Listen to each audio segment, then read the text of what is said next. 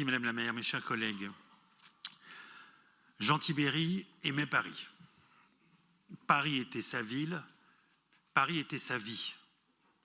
Pendant 6 ans, il a occupé ce prestigieux fauteuil de maire de Paris que lui avait laissé Jacques Chirac après son triomphe à l'élection présidentielle de 1995.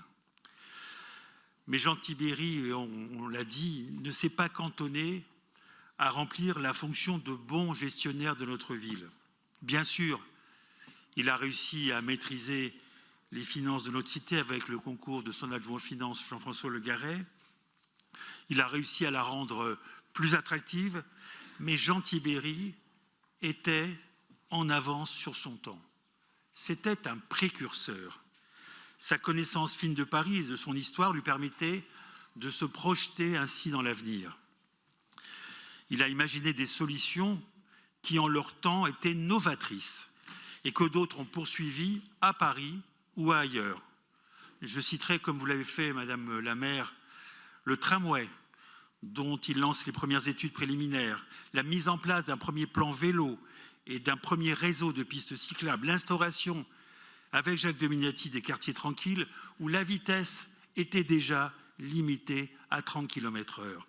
L'ouverture des voies sur berge aux piétons le dimanche, sans oublier le programme audacieux de reconquête des berges de la Seine qui lance dès 1999 l'ambitieux plan Église et la création de la coulée verte dans le 12e arrondissement. Il prend le contre-pied de la politique menée depuis les années 70.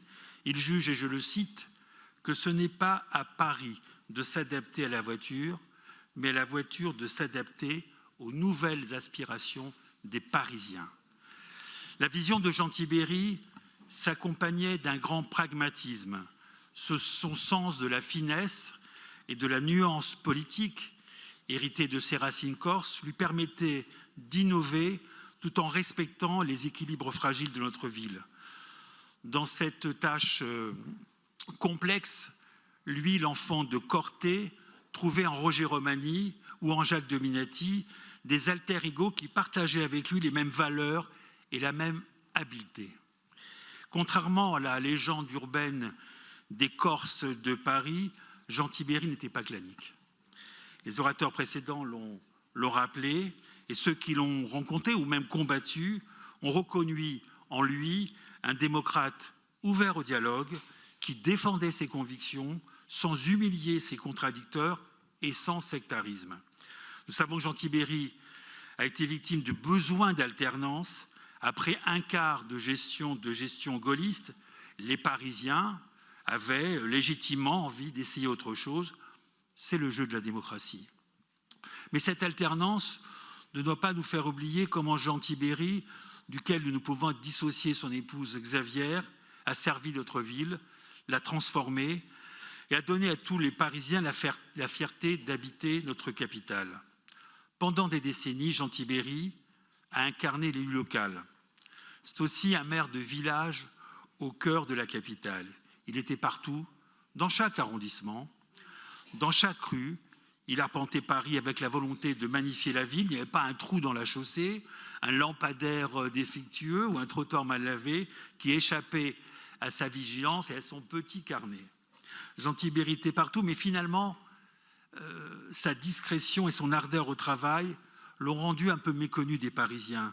C'est peut-être parce que l'image de Paris était excellente qu'elle absorbait pour l'homme Jean Tibéri toute possibilité d'imposer sa propre image, car Paris sera toujours plus grande que nous tous.